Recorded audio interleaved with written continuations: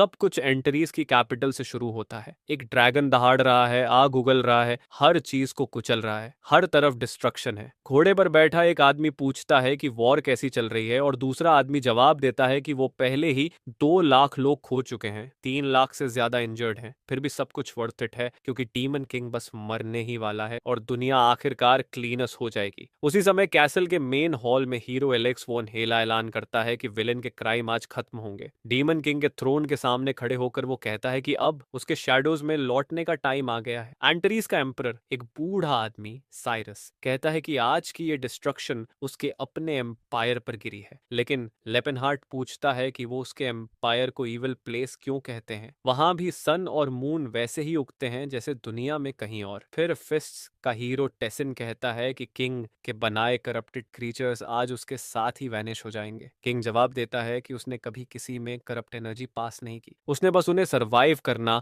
और फाइट करना सिखाया, ठीक वैसे ही जैसे ह्यूमंस करते हैं। वो आगे झुककर पूछता है कि क्या 4 किंग्स गिर चुके हैं। साइरस जवाब देता है कि हाँ, वो फिल्थी ऑर्क उसकी सोर्ड के सामने टिक नहीं पाया। लेपेनहार्ट को यकीन नहीं होता कि उसने सच में लेजेंडरी टैसिट को मार दिया। सच्चाई ये थी कि ऑर्क्स सवज लगते थे, लेकिन वो इनोसेंट और लॉयल क्रीचर्स थे जो हंटिंग और गैदरिंग से जीते थे। टेसन फिर कहता है कि उन्हें 4 वॉरियर किंग्स कहना ही रिडिकुलस था, खासकर जब उस ट्रोल ने अपने सिंस की कीमत चुका दी। लेपेनहार्ट को गुरु अटिका याद आता है और वो सोचता है कि ट्रोल्स भले ही मेनेसिंग दिखते हों, लेकिन वो बस नेचुरल बीइंग्स थे जो अपनी सोल्स को क्लेंस करना चाहते थे। सैंडेलन बोलती है कि वो स्ट्रेंज ड्वार्फ जो डार्कनेस के गॉड्स को वर्शिप करता था, उसे भी सही रास्ते पर डाल दिया गया। मैन कैरेक्टर अपना हाथ चेहरे पर रखता है और सोचता है कि ये लोग सच में मानते हैं कि जो उनके गॉड को वर्शिप नहीं करता वो ऑटोमेटिकली डार्क वंस को एडमायर करता है। मेज जेड कहता है कि डार्क एल्फ भी मर चुका है। तभी लेपेनहार्ट को एक हेल्थी फर्टाइल ब्लॉन्ड लड़की याद आती है। लगता है वो सबको मार सकते हैं लेकिन उसे नहीं, और अब वो फ्यूरियस हो जाता है और पूछता है कि क्या वो सच में मरने के लिए इतने ईगर हैं। टेसन चिल्लाता है कि डार्क एल्व्स डार्कनेस से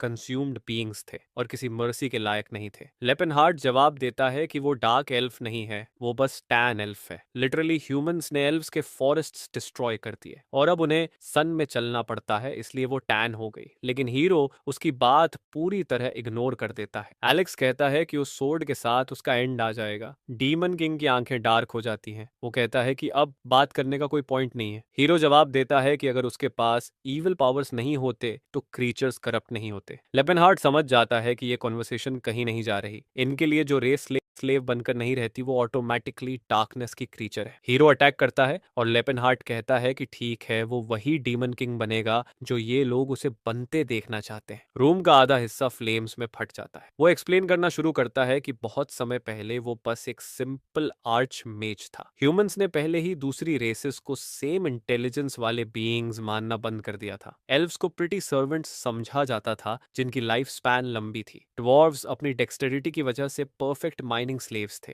ऑक्स स्ट्रॉन्ग लेबरर्स थे और ट्रोल्स हीलिंग पोशंस हार्वेस्ट करने के लिए यूज होते थे। हर रेस को प्रॉपर्टी की तरह ट्रीट किया जाता था, डिग्निटी छीनी हुई। एक एक्सपीडिशन के दौरान लेपेनहार्ट इन ट्राइब्स से मिला और समझा कि वो कैसे जीते हैं। साथ ही उसने हर रेस के यूनिक मैजिक के बारे में सीखना शुरू किया। एल्व्स का एलिमेंटल कंट्रोल, ट्रोल्स की विचक्राफ्ट। इसी तरह वो हिस्ट्री का पहला इंसान बना जिसने मैजिक के 10th सर्कल को रीच किया। उसकी थिंकिंग बदलने लगी। वो दूसरी रेसेस की स्लेवरी देखकर थक गया और सिस्टम के नीचे दबे लोगों को रेस्क्यू करने लगा। प्रॉब्लम ये थी कि उसका टेरिटरी फैलता गया और ह्यूमंस से छुपना मुश्किल हो गया। धीरे धीरे उस पर आर्मी से अटैक होने लगे बिना ये समझे कि क्यों। सच्चाई ये थी कि ह्यूमंस की टेक्नोलॉजी और स्ट्रेंथ ज्यादा एडवांस्ड थी, बस खुद को डिफेंड करते करते विलेज बढ़ता गया और ऐसे एम्पायर ऑफ एंटरीज बना। ये एम्पायर ह्यूमंस से हेट्रेड में नहीं बना था, बल्कि दूसरी रेसेस के लिए रेफ्यूज था। लेकिन अब सब कुछ डिस्ट्रॉय हो चुका था। वहां रहने वाले लोग पीसफुल थे, बस सेफ जगह चाहते थे। फिर भी ह्यूमंस कहते रहे कि उस लैंड का हर इंसान डीमन किंग का वर्शिपर है। शायद मल्टीपल रेसेस की आर्मी इंटिमिडेटिंग लगती थी, लेकिन इनोसेंट लोगों का स्लॉटर करने का ये कोई एक्सक्यूज नहीं था। अपना मैजिक एक्टिवेट करते हुए वो कहता है कि इस लैंड का रूलर होने के नाते एम्पायर को प्रोटेक्ट करना उसका ड्यूटी है। और एलेक्स फॉन हेला पहला स्पेल भी हैंडल नहीं कर पाया। वो उड़कर जमीन पर गिरता है, टोटली वाइप्ड आउट। लेपेनहार्ट कहता है कि लोग उसे हीरो कहते हैं क्योंकि वो सोर्ड एक्सप्लोर्ड और मैजिक दोनों में स्किल्ड है, लेकिन साफ है कि उसने किसी को मास्टर नहीं किया। आखिर में स्ट्रॉन्गेस्ट वही होते हैं जो स्पेशलिस्ट हों, और अब वो एक के सामने खड़ा था, फिस्ट का किंग, ऐसा आदमी जिसकी स्ट्रेंथ और एंड्योरेंस अनमैच्ड थी। बाकी सब इजी थे, लेकिन ये आदमी अलग था। टेसन तुरंत अटैक करता है, लेपेनहार्ट डॉज करता है। उसे पता है कि यही वो इंसान है जिसने पूरी जिंदगी एक टेक्निक ट्रेन की है, उसे हराना सिंपल नहीं होगा। अचानक कासल का आउटर बैरियर एक्सप्लोड हो जाता है, बड़े बड़े चंक्स गिरते हैं, और जब लेपेनहार्ट मुड़ता है तो टेसन पहले ही चार्ज कर चुका होता है, ब्लैक शील्ड पर एल्बो मारने को रेडी, चिल्लाते हुए कि विंक्री उनकी होगी। डेमन किंग के सिर पर ब्रूटल अटैक लगता है, खून बह रहा है, लेकिन वो कहता है कि वो ठीक है, उसने इम्पैक्ट को मैजिक से ब्लॉक किया। फिर भी वो जानता है कि अगर ये चलता रहा तो वो जीत नहीं पाएगा। टेसन पास आता है और कहता है कि वो उसे पीसफुल जगह भेजेगा। लेपेनहार्ट अब भी अपनी स्कल ठीक कर रहा होता है जब टेसन जोड़ता है कि वो उसके अंदर की ईविल नेचर से फ्री हो जाएगा। तभी डीमन किंग रियलाइज करता है कि टेसन भी बाकी लोगों की तरह मानता है कि किसी भी दूसरी रेस का नेचुरल एक्जिस्टेंस सिर्फ स्लेव बनकर ही हो सकता है। वो अपनी आंख से कुछ निकालता है और कहता है कि यह प्राचीन वस्तु है जिसे स्पेस टाइम का आई कहते हैं। यहाँ तक कि वो खुद एकमात्र 10th सर्कल मेज इसे यूज करना नहीं समझ पाया। टेसन पूछता है कि वो क्या प्लान कर रहा है। लेपेनहार्ट कहता है कि अब वो स्पेस और टाइम रीराइट करेगा। ये आर्टिफैक्ट टाइम के फ्लो को छेड़ता है और यूजर को नेचुरल लॉस तोड़ने की एबिलिटी देता है। उसे नहीं पता था इसे एक्टिवेट कैसे करना है, लेकिन अब खोने को कुछ नहीं था। वो टेसन से कहता है कि अगर रोक सकता है तो रोक ले। टेसन बीच एक्टिवेशन में उसे पंच करने कूदता है, चिल्लाते हुए कि वो ऐसे नहीं मरेगा। लाइट की फ्लैश दोनों के चेहरे पर पड़ती है। लेपेनहार्ट कसम खाता है कि वो ऐसे नहीं जाएगा, लेकिन लगता है टेसन का पंच रेलिक पर लग जाता है। स्मोक फैल जाता है और कासल का टॉप एनगल्फ हो जाता है। एनर्जी का एक मैसिव बॉल बनने लगता है। टेसन लगातार उसे पंच करता रहता है। वो चीज फैलती जाती है और लगता है पूरा एम्पायर वाइप आउट हो गया। सीन शिफ्ट होता है। एक शांत सी जगह में एक छोटी बर्ड ब्रांच पर बैठी है, एक कोजी कैबिन के पास। कर्टन्स हवा में हिल रहे हैं और अंदर कोई सोचता है कि ये चीरिंग साउंड क्या है। उसे वार्म और कंफर्टेबल फील होता है। धीरे धीरे उसकी आंखें खुलती हैं। वो जानना चाहता है कि रेलिक ने सच में काम किया या नहीं। मैजिक के मामले में वो खुद को जीनियस जानता था, लेकिन ब्रूट फोर्स से उसे एक्टिवेट कर देगा ये उसने नहीं सोचा था। वो बैठता है और समझने की कोशिश करता है कि वो कहाँ है। उसे यकीन है कि वो टाइम में ट्रैवल कर चुका है, लेकिन ये जगह बिल्कुल फैमिलियर नहीं लगती। तुम्हारे चेहरे के एक्सप्रेशन से शायद तुम गेस कर चुके हो कि क्या हुआ। एक पैर जमीन पर पड़ता है और आदमी साइज 59 का शू पहनता है। वो कहता है कि टफेस्ट मैन भी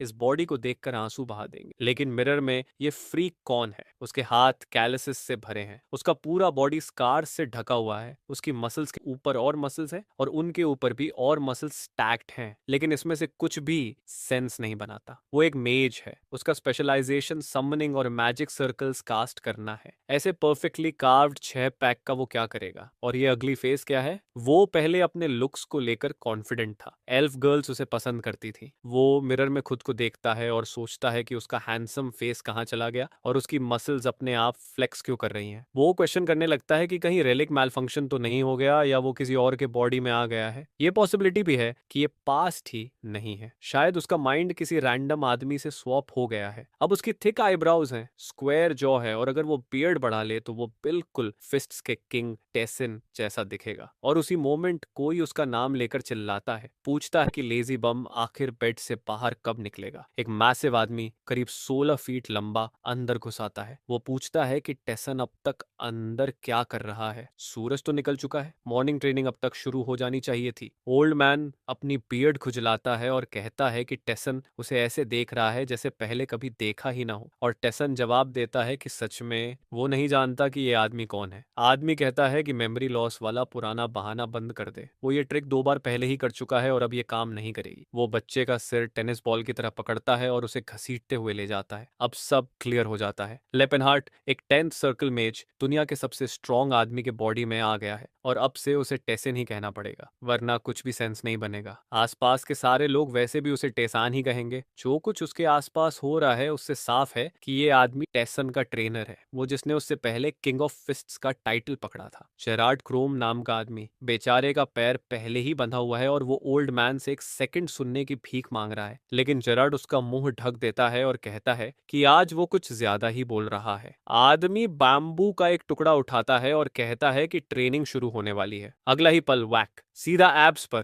और बेचारा मेज रोने लगता है, समझने की कोशिश करते हुए कि ये सब क्या चल रहा है। लेकिन ये तो बस शुरुआत थी। अटैक लगातार होते रहते हैं। लड़के को साइरस और वो फियर्स छोटी एल्फ लड़की याद आने लगती है और वो सोचता है कि शायद यही एंड है। दूसरी तरफ जेरार्ड सोच रहा है कि आज उसका बॉडी यूजुअल से कमजोर क्यों लग रहा है। लगता है लड़के ने सच में किसी तरह अपनी मेमोरीज खो दी हैं, लेकिन कोई बात नहीं। आखिर इंडोमिटेबल एकेडमी अपनी ब्रूटल ट्रेनिंग के लिए फेमस थी। लोगों का ज्यादा पिटाई से मेमोरी खो देना अनहर्ड नहीं था। जल्दी या देर से वो रिकवर कर ही लेगा, खासकर और ज्यादा पिटाई से। जाहिर है सबसे फास्ट तरीका उसे और हार्डर बीट करना ही था। उसे मारते हुए जेरार्ड रैंट करता है कि ह्यूमंस वीक हैं क्योंकि वो वेपन्स पर डिपेंड करते हैं। सिर्फ फूल्स ही आर्मर और सोर्ड चुनते हैं अपने बॉडी को अनब्रेकेबल बनाने की बजाय। टार्जन बीच में पूछता है कि टूल्स यूज करने में गलत क्या है। ओल्ड मैन उसे डांट देता है और कहता है कि ऐसी थिंकिंग बस इंसान की वीकनेस प्रूव करती है। एक ट्रू फाइटर अपने फ्लॉज को ट्रेन करता है और उन्हें ओवरकम करता है, इक्विपमेंट के पीछे छुपता नहीं। ह्यूमन बॉडी स्टील जैसी होती है, उसे जितना मारो उतनी स्ट्रांग बनती है। बेचारा लड़का अभी भी बंधा हुआ है, कुछ भी करने में हेल्पलेस। जब जेरार्ड उसे लगातार पीट रहा है, वो सोच रहा है कि हर कोई ट्रेनिंग से स्ट्रांग नहीं बनता। आयरन से स्टील बनना रेयर होता है और इसी वजह से ऐसे इंसान का पूरा फायदा उठाना जरूरी है। वो फिर से उसे बुरी तरह पीटना शुरू करता है और कहता है कि उसे अपने अंदर के वास्ट ओशन को डिस्कवर करना होगा। लेकिन लड़का बस सिरुस के साथ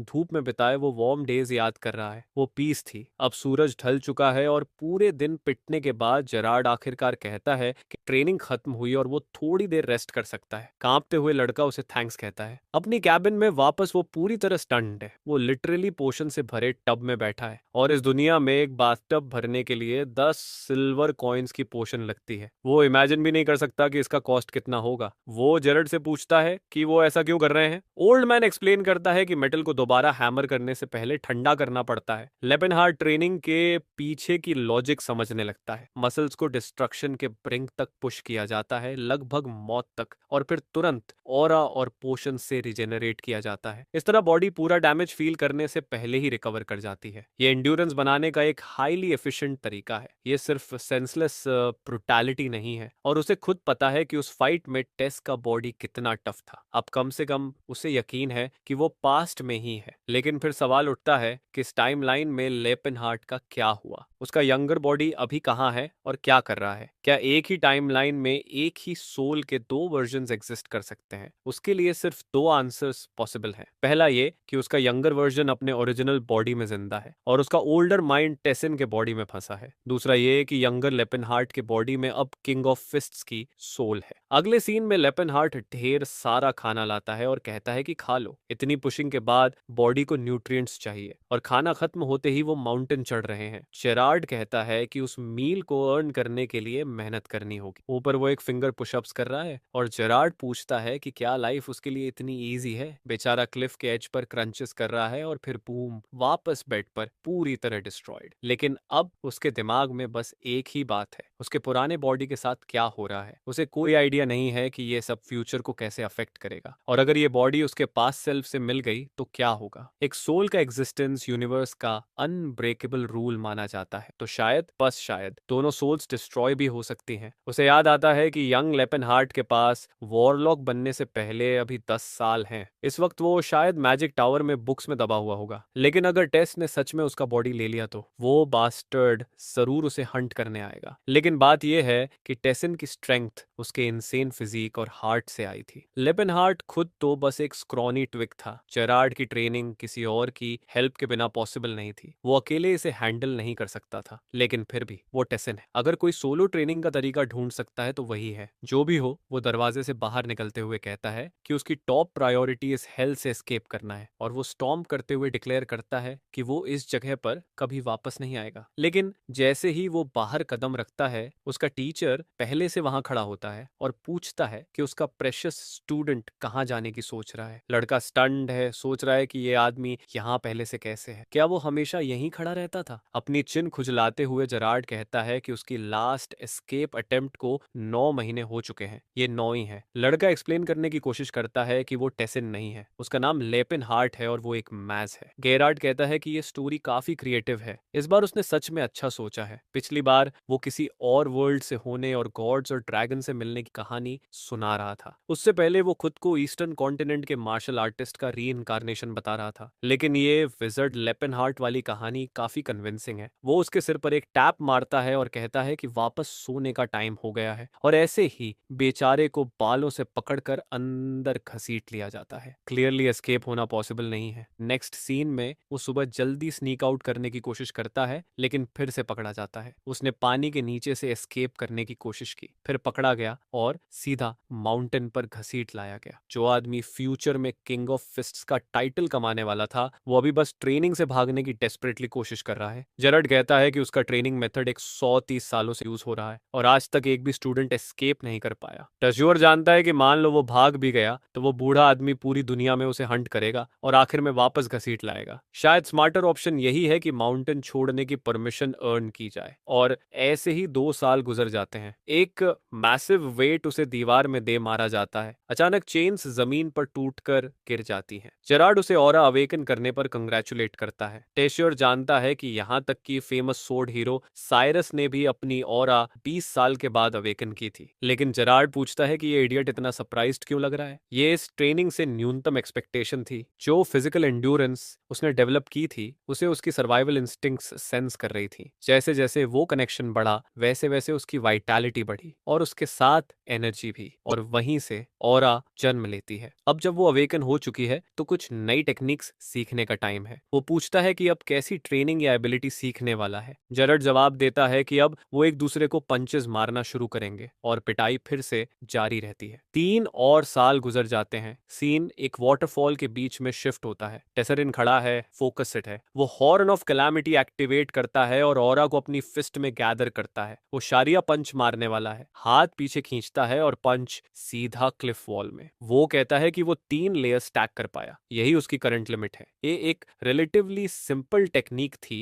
जिसमें पूरे बॉडी की एनर्जी को एक ही ब्लो में कंप्रेस किया जाता है। और स्टेजेस में लेयर होती है, इसी वजह से इसे हॉर्न कहते हैं, जैसे हॉर्न की रिंग्स और रिजेस। पीक पर यह स्किल 9 लेयर्स बना सकती है। रूमर्स थे कि उस लेवल पर यह गॉड को भी मार सकती है। यहां तक कि उसके प्रीवियस लाइफ वाला टेसन भी 7 तक ही पहुंच पाया था। उसके मास्टर ने कहा था कि जिस दिन वो 4 स्टैक्स तक पहुंच जाएगा उसे माउंटेन छोड़ने की परमिशन मिल जाएगी। लेकिन लगता है ओल्ड मैन विलेज गया हुआ है, इसलिए उसे उसके लौटने का वेट करना होगा। अब अगर ये उसका पास्ट वाला वर्जन होता तो वो इस चांस का यूज एस्केप के लिए करता, लेकिन इस बार ये परफेक्ट मोमेंट था कुछ और ट्राई करने का। लड़का लेपिन हार्ट की पुरानी मैजिक प्रैक्टिस करने लगता है। डीमन किंग की पावर, किसी रीजन से लगता था कि वो सिर्फ पंचिंग पर ही टिकेगा, लेकिन वो स्पेल्स अभी भी यूज कर सकता है, बस इनफ माना गैदर करना होगा। वो बुदबुदाता है वॉइड के साथ वन होने के बारे में, एक बुलेट बनाता है जो एनिमीज को पियर्स करती है और उसे सीधा एक ट्री पर फायर करता है और बस एक बर्न मार्क छोड़ती है। माउंटेन तोड़ने वाले पंच के मुकाबले ये क्लियरली बहुत वीक है। वो सिर खुजलाता है। इतने नॉलेज के बावजूद उसका बॉडी कोऑपरेट नहीं कर रहा। वो सोचने लगता है कि क्या इस स्टेट में मेज बनना पॉसिबल भी है। उसका ब्रेन मुश्किल से कैलकुलेशंस कर पा रहा है। तभी उसे पास में कुछ सेंस होता है, और जो भी है वो ह्यूमन नहीं है। एक ग्रीन पॉम सामने आता है और सोर्ड पकड़ा हुआ एक ऑर्क दिखता है। सारन उसकी आंखों में देखता है और ऑर्क बस इतना कहता है कि प्रिटेंड करो तुमने कुछ नहीं देखा, वरना तुम मर जाओगे। लेपेनहार्ट अंदाजा लगाता है कि साइज से ये ऑर्क करीब 3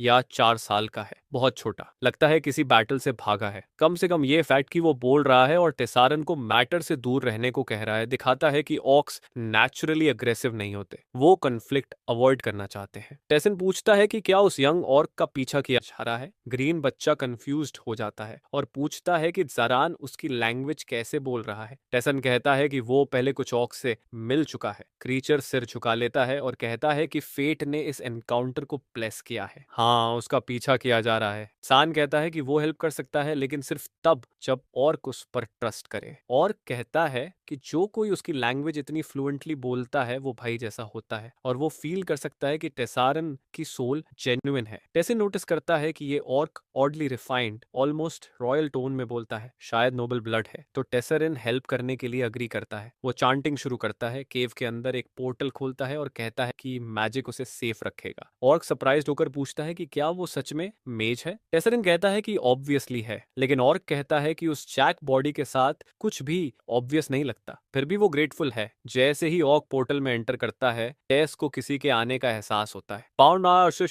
बाउंटी हंटर्स का एक ग्रुप आ जाता है, बड़बड़ाते हुए कि कुछ सिल्वर कॉइन्स के लिए कितना एफर्ट डालना पड़ रहा है। उनमें से एक टेसन से पूछता है कि क्या उसने कोई ऑर्क देखा है। दूसरा कहता है कि सच बताएगा तो गोल्ड कॉइन देगा। उसका साथी पूछता है कि क्या वो सच में पे करेगा। वो हंसता है और कहता है कि नहीं, बस माउंटेन के मसल हेड को फूल कर रहा है। टेसन कहता है कि उसने कुछ नहीं देखा। तभी उनमें से एक ट्रैक देख लेता है। वो कहता है कि ये क्लियरली ऑर्क फुटप्रिंट्स हैं और क्रिएचर इसी तरफ गया है। तजारिन रियलाइज करता है कि वो ये पार्ट कवर करना भूल गया। वो कामली कहता है कि किसी को भी उसके होम में एंटर करने की परमिशन नहीं है। एक सोल्जर उसे घूरता है और पूछता है कि क्या उसका दिमाग खराब हो गया है और क्या वो मरना चाहता है। ताजरिन बस आर्म्स क्रॉस करके खड़ा रहता है और उन्हें घूरता है। बाकी लोग विस्पर करते हैं कि वो काफी रिप्ड लग रहा है, केयरफुल रहना चाहिए। तभी उसके पैरों के नीचे पर्पल मैजिक सर्कल बनता है और उसे अपने मास्टर की बात याद आती है। उसकी फिस्ट्स दुनिया की डेडलीस्ट वेपन्स थी और इसी वजह से वेपन यूज करना मर्सी का एक्ट था। वेपन वील्ड करना उसे एक्चुअली वीकर बनाता था। तो वो एक बड़ा क्लब उठाता है और कहता है कि वरी मत करो, कम से कम इससे पिटने पर तुम मरोगे नहीं। हंटर्स पैनिक में एक साथ अटैक करते हैं। टेसरिन जबड़ा भींचता है और अगले ही पल सब चीबी रैगडॉल्स बन चुके होते हैं। एक सोल्जर अभी भी फाइट करने की कोशिश कर रहा है, लेकिन टेसरिन के लिए ये अब बोरिंग हो चुका है। वो थॉट्स में डिस्ट्रैक्ट हो जाता है और एक हंटर उसकी रिब्स पर क्लीन हिट मार देता है, लेकिन उसकी सोर्ड फ्लॉपी हो जाती है। टेसरिन घूमता है और हैमर ब्लो से उसे जमीन में दे मारता है। वो सोचता है कि क्या ये बॉडी सेंस भी बनाती है, ये ह्यूमन हो ही नहीं सकता। और इसके साथ ही सारे फूल्स पूरी तरह फ्लैटन हो जाते हैं। कम से कम टेसरिन काम है, वो इस वेपन से मरेंगे नहीं। एक कांपता हुआ सोल्जर उससे पूछता है कि वो खुद को आइडेंटिफाई करे। उसकी आवाज पत्ते की तरह कांप रही है। तजारिन उसे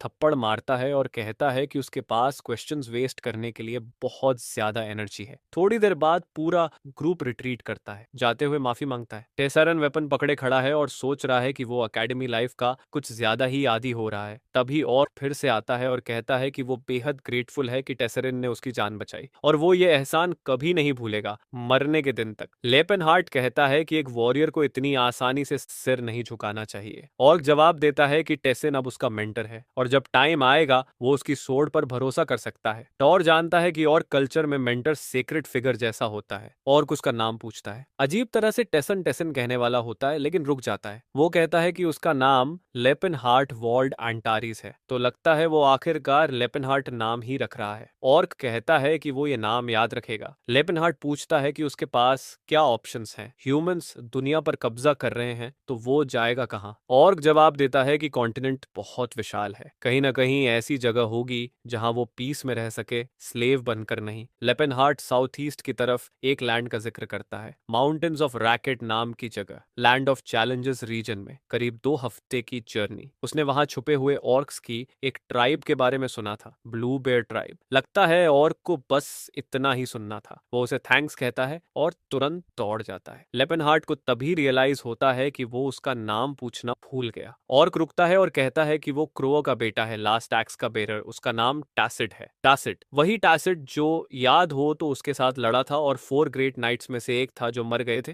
और यही अजीब बात है, वही आदमी बाद में ब्लू बेयर ट्राइब का लीडर बना। तो अगर उसने दूसरी लाइफ में टेसन को मिला था तो ये सब कैसे हुआ? उस जैसे पर्सनालिटी वाले इंसान ने कभी किसी और की हेल्प नहीं की होती। तो साफ है कि फेट ने कोई बहुत अजीब डायरेक्शन ले ली। फिर भी ये कनेक्शन काफी बिजार था। वो एम्पायर के बारे में सोचता है, टैसिड के बारे में, ऑर्क्स के बारे में, एल्फ गर्ल और ड्वार्फ के बारे में। थ्रोन पर बैठकर मुस्कुराते हुए वो उम्मीद करता है कि एक दिन उसे उन सब से फिर मिलने का मौका मिले। टेसिड से उस अजीब एनकाउंटर के बाद 6 महीने गुजर जाते हैं। जेरार्ड एक लीप के लिए तैयार होता है और उसे ब्रेस करने को कहता है। एनर्जी का एक बर्स्ट एक्सप्लोड होता है और सच कहें तो उसे लगा था कि इतने समय बाद लड़का ज्यादा ब्रेव होगा, लेकिन नहीं, वो डर से वहीं खड़ा है। वो जस्ट टाइम पर स्पाइरल गार्ड एक्टिवेट करता है और जेरार्ड उसे कॉन्ग्रेचुलेट करता है, कहता है कि आखिरकार उसने इसे मास्टर कर लिया। लगता है जैसे कल ही वो खुद को लेपेनहार्ट कह रहा था और यहाँ से भागने की कोशिश कर रहा था। लड़का जवाब देता है कि वो 6 साल पहले की बात थी, तो अब इसे क्यों उठा रहे हैं? जेरार्ड कहता है कि वो 10 साल से 60 ट्रेनिंग कर रहे हैं, लेकिन अब जाकर उसने सच में प्रोग्रेस दिखाई है। बस एक सवाल बचता है, वो अब भी इतना शॉर्ट क्यों है? लेपेनहार्ट प्रोटेस्ट करता है और कहता है कि वो 1.9 मीटर है, वो शॉर्ट नहीं है। जेरार्ड पलटकर कहता है कि एकेडमी का हर डिसेंडेंट कम से कम 2 मीटर का होता है। वो शायद ब्रीदिंग एक्सरसाइजेस स्किप कर रहा है। इससे लेपेनहार्ट को याद आता है कि उसकी पुरानी लाइफ वाला टेसन करीब 2.3 मीटर का था, तो किसी रीजन से वो थोड़ा छोटा रह गया। शायद इसी वजह से वो उस पर्टिकुलर टेक्निक को यूज नहीं करना चाहता। वैसे भी आदमी पहले से ही काफी बड़ा है। सीन फिर से वाटरफॉल पर शिफ्ट होता है। जेरार्ड उसे फाइनल रिजल्ट दिखाने को कहता है। टेसन अपनी एनर्जी फोकस करता है, हवा में लीप लेता है और हॉर्न ऑफ कैलेमिटी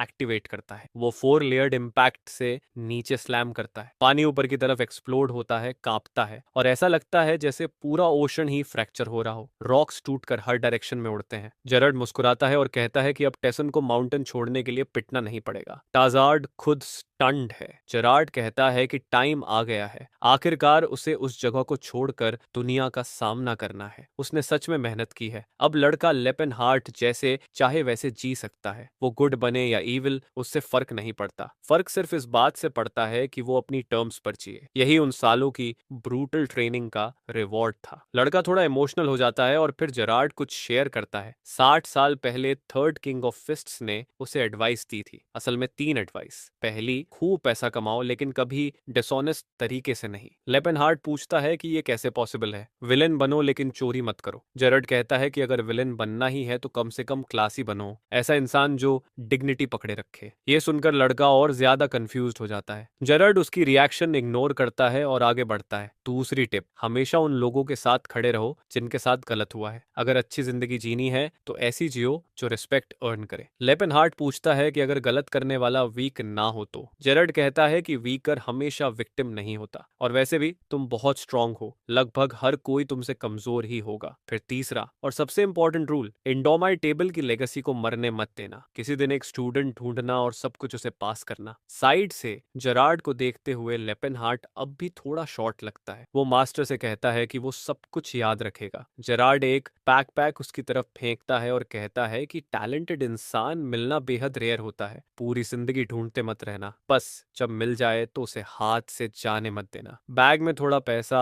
और ट्रैवल क्लोथ्स हैं, लेकिन लड़का थोड़ा डिसअपॉइंटेड है। उसे सिर्फ 30 सिल्वर कॉइन्स मिले हैं। उसे पता है कि उसका मास्टर पूरे किंगडम के रिचेस्ट लोगों में से एक था। जेरार्ड कंधे उचका देता है और कहता है कि ट्रेडिशन है स्टूडेंट्स को कम पे करना। जब वो निकला था तब उसे सिर्फ 25 मिले थे। उसे चीयर अप करने के लिए वो एक स्पेशल गिफ्ट का जिक्र करता है जो एक खास माउंटेन पर छुपा है। लोकेशन मैप पर मार्क है, पास से गुजरे तो रुक जाना। पूरी तरह रेडी होकर बैग पीठ पर डाले लेपेनहार्ट खुद से पूछता है कि क्या वो सच में ऐसे ही निकल सकता है। उसे माउंटेन लाइफ की इतनी आदत हो गई है कि उसे फ्री रहना कैसा फील होता है ये भी ठीक से याद नहीं। तभी माउंटेन के बीच से ऑरा का सर्ज उठता है और उसे जेरार्ड की आवाज सुनाई देती है। इस फेयरवेल को अपने डिपार्चर पर भारी मत पड़ने देना। दुनिया की सबसे पावरफुल टेक्निक्स में से एक को मास्टर करने की लेगेसी को ऑनर करना। और बस ऐसे ही वो दौड़ पड़ता है, माउंटेन से नीचे स्प्रिंट करता हुआ दुनिया का सामना करने के लिए रेडी। सीन बदलता है। एक सिटी में छोटा सा घर। एक बूढ़ा आदमी अपने बॉस से कहता है कि ये बहुत रिस्की है, लेकिन एल्डर कहता है कि अगर कोई और नहीं बोलेगा तो वो बोलेगा। एक नाइट पूछता है कि बूढ़ा क्या चाहता है। एल्डर कामली कहता है कि उन्हें खाने और रुकने के पैसे चाहिए। नाइट एक गोल्ड कॉइन फेंकता है और कहता है कि ये बेवकूफ ऑनर के बारे में कुछ नहीं जानते, ये काफी है। बूढ़ा कॉइन देखता है और नाइट को लगता है कि इसने पहले कभी गोल्ड देखा ही नहीं, लेकिन एल्डर कहता है कि ये काफी नहीं है। नाइट उसे घूरता है और पूछता है कि क्या वो उसे बेवकूफ समझता है, जैसे उसे मार्केट प्राइसेस पता ही नहीं। और वो बूढ़े के चेहरे पर पंच मार देता है। कहता है कि नाइट को स्कैम करने की हिम्मत रखता है, लेकिन एल्डर अंदर ही अंदर सोचता है कि ये सब कॉमन बैंडिट्स है। घर लिया, खाना लिया और अब बदले में एक सिक्का देना चाहते हैं। तभी कोई ओल्ड मैन एडवर्ड से पूछता है कि क्या हुआ। वो मुड़कर स्टेफन से कहता है कि कुछ नहीं, लेकिन वो बास्टर्ड बीच में बोलता है कि ये जगह मिजरेबल लोगों से भरी है, इसी वजह से कॉमनर्स पर मर्सी नहीं दिखानी चाहिए, इन्हें अपनी लिमिट्स नहीं पता। अगला चैप्टर लेपेनहार्ट की पुरानी चिल लाइफ पर कट करता है। कितना स्किनी और बोनी था वो, लेकिन उसके पास एक स्माइलिंग ब्लॉन्ड एल्फ गर्ल थी। उसने एक बार कहा था कि वो फाइनली क्राफ्टेड ब्लेड की तरह ग्रेसफुल है। अब मिरर में खुद को देखते हुए वो सोचता है कि वो किस तरह का कर्स्ड गोलेम बन गया है। कम से कम वो अब काफी टॉल है, वो पार्ट अच्छा है। इस पॉइंट पर साइरस करीब 70 साल का होगा। ह्यूमन ईयर्स में ये करीब 17 बनता है, लेकिन एल्व्स बहुत ज्यादा जीते हैं। ये वसीली के सदर्न रीजन में क्रोम सिटी है। अगले साल उसे सेल किया जाना है और अभी वो चेन रीजन के स्लेव हाउस में होगी। वो सोचता है कि क्या उसे सबसे पहले वहां जाकर ऑक्शन डिस्ट्रॉय कर देना चाहिए और उसे उठा लाना चाहिए, लेकिन अगर उसने ऐसा किया तो वो अपने ही पाथ में इंटरफियर करेगा, फ्यूचर को बहुत ज्यादा डिस्टर्ब कर देगा। बेहतर यही है कि बिना अटेंशन खींचे पैसे कमाए जाएं। प्रॉब्लम ये है कि एल्विन स्लेव की कीमत बहुत ज्यादा होती है और उसके पास 30 सिल्वर कॉइन से भी कम बचे हैं, ज्यादातर लॉजिंग में खर्च हो चुके हैं। लेकिन सच में ये सब मैटर नहीं करता। उसके पास बॉडी है, टेक्निक्स मास्टर्ड है और फ्यूचर की मेमोरीज हैं। ऊपर से उसे पास ही एक रूइन के बारे में भी पता है। सीन स्टेफन पर कट होता है जो टॉड से पूछता है कि रेलिक्स मिले या नहीं। टॉड कहता है थोड़ा टाइम दो। टॉड एक मेज है जो एक्सप्लोरेशन और ट्रैकिंग में स्पेशलाइज करता है। विंडो से स्टेफन पूछता है कि क्या लोकेशन श्योर है। टॉड कहता है कि भरोसा रखो, यही वो जगह है जहां लेजेंडरी सोर्ड्समैन क्लॉड फॉन लियोटा ने एक्सप्लोर किया था। सीन वापस लेपेनहार्ट पर आता है। क्रोम सिटी छोड़े उसे 3 दिन हो चुके हैं। इस बॉडी का तो कोई जवाब ही नहीं है। वो घंटों सीधा चल सकता है बिना भूख बिना ठंड के। उसकी स्टैमिना एंडलेस है। इसके ऊपर उसके पास पास्ट लाइफ की एक स्किल भी है जिसे आर्टिफिशियल फैंटास्मागोरिया कहते हैं। इससे वो किसी भी चीज को परफेक्ट डिटेल में याद रख सकता है जैसे कल ही हुआ हो। और उसी पास्ट लाइफ में उसकी मुलाकात एक मेज टॉड से हुई थी जिसने हाउस एलाइन के रूइंस का जिक्र किया था। उसी मेमोरी को यूज करके वो और साइरस वहां गए थे और ट्रेजर का पूरा स्टैश मिला जो टॉड की टीम ओवरलुक कर गई थी। सब बेचकर उन्होंने 2000 से ज्यादा गोल्ड कॉइन्स जमा किए थे। तो हाँ, वही जगह जाने लायक है। माउंटेन के टॉप से वो कैटल विलेज देखता है, बिल्कुल पहले जैसा ही। नीचे विलेज में एक बूढ़ा आदमी पूछ रहा है कि अब क्या किया जाए। वैली ऑफ डेथ ऐसी जगह है जहां किसी को भी नहीं जाना चाहिए। दूसरा एल्डर कहता है कि वो नोबल बास्टर्ड्स उनसे गाइड मांग रहे हैं, अगर मना किया तो कॉन्सिक्वेंसेस होंगे। दाईं तरफ खड़ा आदमी कहता है कि उनका बॉस इस जगह को ढूंढते वक्त घायल हो गया। दूसरा आदमी गुस्से में चिल्लाता है कि नोबलस डिस्टिंग्विश होते हैं। इसी बीच एक आदमी बो निकालता है और कहता है कि वो जाएगा, वो विलेज का बेस्ट क्लाइंबर है, कोई और ये काम नहीं कर सकता। उसकी वाइफ और बेटी रोने लगती हैं। अंदर ही अंदर वो सोच रहा है कि कोई तो उसे बचा ले। वो सच में ये नहीं करना चाहता, लेकिन बाकी आदमी उसकी पीठ थपथपाते हैं और कहते हैं कि उसके अंदर विनर का दिल है, वो जरूर कर लेगा। और तभी बूम, विंडो पर लेपेनहार्ट का चेहरा दिखाई देता है। वो कहता है कि वो जाएगा। आदमी खुशी में चिल्लाता है और थैंक्स कहता है, लेकिन फिर बाव तानकर घूमता है और पूछता है कि वो है कौन। लेपेनहार्ट कामली जवाब देता है, वो बस एक ट्रैवलर है, गलती से उनकी बात सुन ली। वो कमरे में कदम रखता है और लोग पूछते हैं कि क्या उसे एरिया का पता है। वो सिर हिलाता है। सब कहते हैं कि ये इम्पॉसिबल है। अगर उसे सच में जगह का पता होता तो वो वैली ऑफ डेथ जाने के लिए कभी अग्री नहीं करता। लेकिन वो कहता है कि वो वहां पहले जा चुका है, इसलिए वरीड नहीं है। अंदर ही अंदर वो सोचता है कि ये लोग लकी हैं, उसने किसी की जान बचा ली। वैली ऑफ डेथ, यहाँ लोग इसे यही कहते हैं, लेकिन असल में ये एक डंजन है, सिल्वर एरा का रेमनेंट जिसे लोग भूल चुके हैं। 50 साल पहले एक नाइट ने 45 की उम्र में ऑरा अवेकन की थी, जो उस टाइम यंग मानी जाती थी। प्रॉब्लम ये थी कि फेम मिलने के बाद उसने अपनी लिमिट्स भूल दी। वो अकेला वैली ऑफ डेथ में घुसा और मर गया। उसके साथ लेजेंडरी ब्लेड भी खो गई जिसे डिमोनिक सोर्ड ऑफ ऑल्टियन कहा जाता था। तब से ये कहानी मिथ की तरह सुनाई जाती रही। और अब अचानक लेपेनहार्ट उसी ग्रुप के साथ चल रहा है, स्टेफान की क्रू के साथ। अल्फार एक्साइटेड होकर कहती है कि घोड़े पर बैठा वो कितना एलिगेंट लगता है। वो जवाब देता है कि रेल के वर्ड्स उसे रियल खुशी देते हैं। लेपेनहार्ट साइड से देखता है और रियलाइज करता है कि ये लोग पूरी तरह एंजॉय कर रहे हैं। ग्रुप में एक रेड हेड भी है जिसका नाम सिलिन है। वो ब्यूटीफुल और यंग है, लेकिन वो सोचता है कि क्या वो सच में high level healing spells cast कर सकती है। फिर वो खुद से कहता है छोड़ो ये सब। हार्बो एडमिट करता है कि वो अभी तक खुद को इंसान फील कर पा रहा है, यही अजीब है। वो बस टॉड से बात करने का मौका ढूंढ रहा है जो उसकी पास्ट लाइफ में उसका फैन हुआ करता था जब लेपेनहार्ट प्रोडिजी मेज था। लेकिन अब वो सिलीन और टॉड के बीच एक वियर्ड टेंशन फील करता है। वो सोचता है क्या टॉड क्यूट वाली में इंटरेस्टेड है, फिर सिर झटक देता है, नहीं, टॉड ऐसा आदमी नहीं था। तभी टॉड उसके पास आता है और कहता है कि गाइड बनने का डिसीजन उसने सही लिया। विलेज में कोई और वॉलंटियर करने को तैयार नहीं था। लेपेनहार्ट कहता है कि डरना नेचुरल है, लेकिन एडवर्ड बीच में बोलता है कि डर की कोई बात नहीं जब पूरे किंगडम के ब्रेवेस्ट नाइट साथ हों।